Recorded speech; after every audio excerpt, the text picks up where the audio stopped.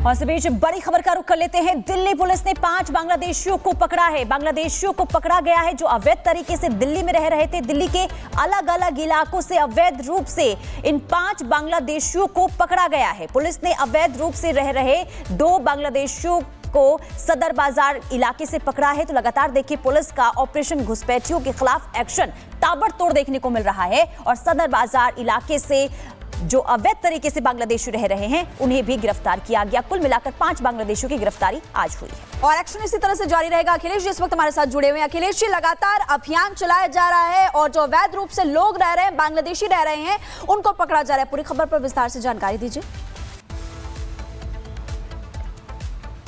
देखिए, ये ड्राइव जो है पुलिस का, आपको याद होगा दिल्ली के चुनाव से पहले चल रहा है और लगातार वो वेरिफिकेशन कर रही है जिन झुग्गियों में उसे खबर मिलती है कि यहाँ अवैध रूप से बांग्लादेशी या रोहिंग्या लोग रहते हैं, उनकी जांच कर रही है। और अब ये खबर आई है कि पिछले जो 2-3 दिनों से ड्राइव चल रहा था उसमें 5 बांग्लादेशियों को आइडेंटिफाई किया है, उन्हें पकड़ा है। लेकिन एजेंसियों का कहना है कि असल समस्या ये है कि भारत की 4000 किलोमीटर करीब लंबी सीमा रेखा बांग्लादेश से जुड़ती है और बहुत सी ऐसी बड़ी सीमा रेखा है जहां पे कोई फेंसिंग नहीं है।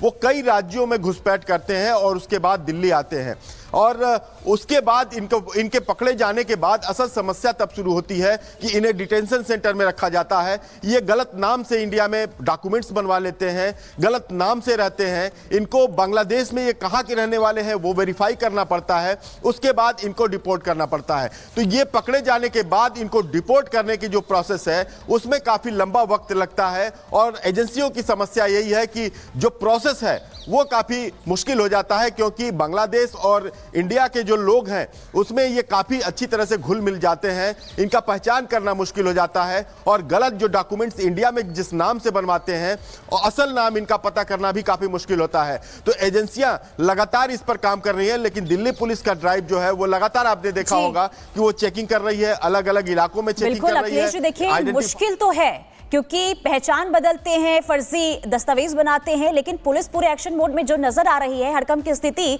इन बांग्लादेशी जो अवैध तरीके से बांग्लादेशी रह रहे हैं उनके अंदर देखने को मिल रही है। बहुत शुक्रिया तमाम जानकारी के लिए। तो दिल्ली में एक्शन जारी है तो दूसरी तरफ असम में भी एक्शन देखने को मिला है। असम में 4 बांग्लादेशी नागरिक पकड़े गए हैं। असम सीएम हिमंता ने एक्स पर पोस्ट कर जानकारी दी। घुसपैठ रोकने की कोशिशें लगातार जारी है। ये हिमंता बिस्वा शर्मा की तरफ से जानकारी दी गई और कहा गया कि पकड़े गए बांग्लादेशियों को डिपोर्ट किया गया है। तो लगातार देखिए जिस तरीके से कार्रवाई देखने को मिल रही है, हड़कंप की स्थिति देखने को उन लोगों के अंदर मिल रही है जो अवैध तरीके से रह रहे हैं। तो अब्दुल कबीर, बदिउर रहमान और मोहम्मद तैयूब अब्दुल कलाम, ये नाम है 4 नाम जिन्हें पकड़ा गया है जो इलीगल तरीके से रह रहे थे। असम में कार्रवाई हुई जिसके बाद अब पुलिस के हत्थे ये चढ़े हैं।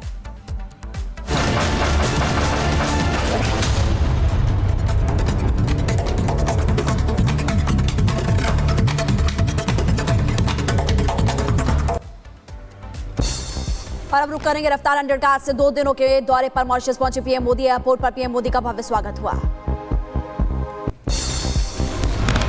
एयरपोर्ट पर पीएम मोदी का हुआ औपचारिक स्वागत। पीएम मोदी को दी गई तोपों की सलामी और मिला गार्ड ऑफ ऑनर। मॉरिशस राष्ट्रीय दिवस समारोह में पीएम मोदी शामिल होंगे और मॉरिशस के प्रधानमंत्री नवीन चंद्र राम गुलाम से कई महत्वपूर्ण मुद्दों पर बातचीत भी करेंगे। मॉरिशस में पीएम मोदी के स्वागत को भारतीय समुदाय में उत्साह का माहौल देखने को मिल रहा है। भारत का झंडा हाथों में लेकर अपने प्रधानमंत्री से मिलने का इंतजार कर रहे हैं। एक देश एक चुनाव पर जेपीसी की 4थी बैठक। आज दोपहर 3 बजे मीटिंग होगी। पूर्व CJI justice Ranjan Gogoi, Delhi high court की पूर्व चीफ जस्टिस राजेंद्र मेनन और वकील हरीश साल्वे अपनी राय रखेंगे। 24 मार्च से दिल्ली विधानसभा का बजट सत्र। 25 मार्च को सीएम रेखा गुप्ता पेश करेंगी दिल्ली का बजट। 28 मार्च तक चलेगा बजट सत्र। जम्मू कश्मीर विधानसभा बजट सत्र का आज 8वां दिन। कठुआ और गुलमर्ग मुद्दे पर बोलेंगे सीएम उमर अब्दुल्ला। राजस्थान विधानसभा में बजट सत्र के दौरान नाराज हुए स्पीकर, कागज फेंकते हुए और कहा कि मैं चला आप सदन चलाओ। सीएम योगी आदित्यनाथ आज झांसी दौरे पर रहेंगे। स्मार्ट सिटी हॉस्पिटल स्टार्टअप प्रदर्शनी को शुभारंभ करेंगे।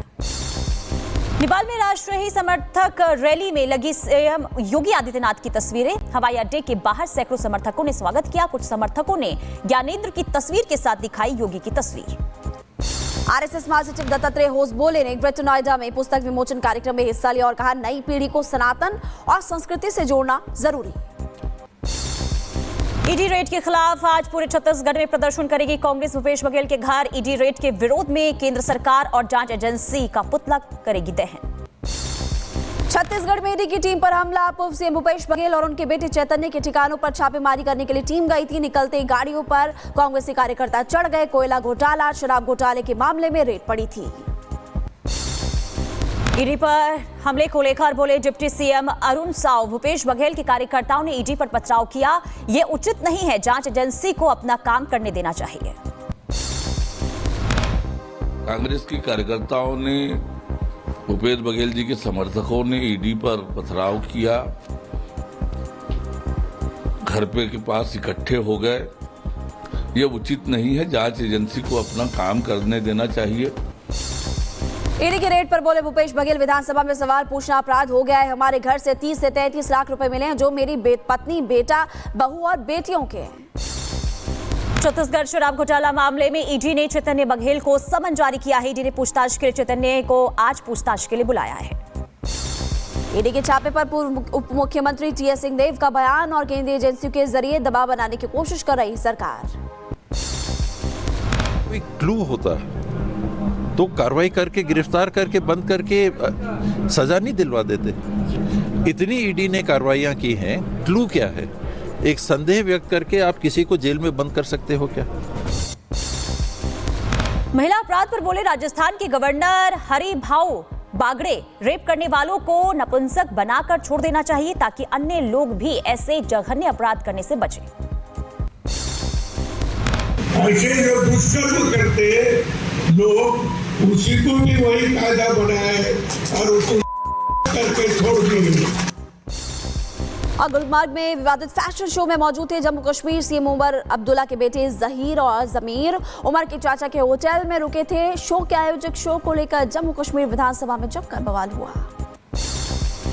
संभाजीनगर से औरंगजेब की कब्र हटाने की मांग के बीच महाराष्ट्र सरकार का फैसला, आगरा में बनेगा शिवाजी का स्मारक। औरंगजेब ने शिवाजी को आगरा के किले में किया था कैद। वित्त मंत्री अजित पवार ने पेश किया महाराष्ट्र का बजट और कहा कि हर बजट महाराष्ट्र की 5 साल का रोड मैप है। लड़की बहन योजना में 36,000 करोड़ का प्रावधान। उद्धव ठाकरे की समर्थकों की अपील, बोले जय श्री राम का जवाब जय शिवाजी, जय भवानी से दे। हम बीजेपी मुक्त राम चाहते हैं और बीजेपी समाज में जहर घोल रही है। होली से पहले शाहजहांपुर की मस्जिदों और मजारों को लेकर तिरपाल से ढका गया। आपको बता दें, होली पर निकलने वाले लाट साहब के जुलूस को लेकर ढकी गई मस्जिदें। शाहजहांपुर में नमाज के समय को लेकर बोले मौलाना कासमी, होली पर नमाज का समय बदलने की जरूरत नहीं, यहाँ गंगा, जमुना और तहजीब के साथ मनाया जाता है होली का त्योहार। शाहजहांपुर में होली जुलूस की तैयारी को लेकर प्रशासन अलर्ट मोड पर। जुलूस मार्ग पर वाहनों पर रोक और ड्रोन कैमरे से निगरानी रखी जाएगी। हुड़दंग करने वालों पर कड़ी कार्रवाई होगी। होली और रमजान को लेकर बदायूं में प्रशासन अलर्ट।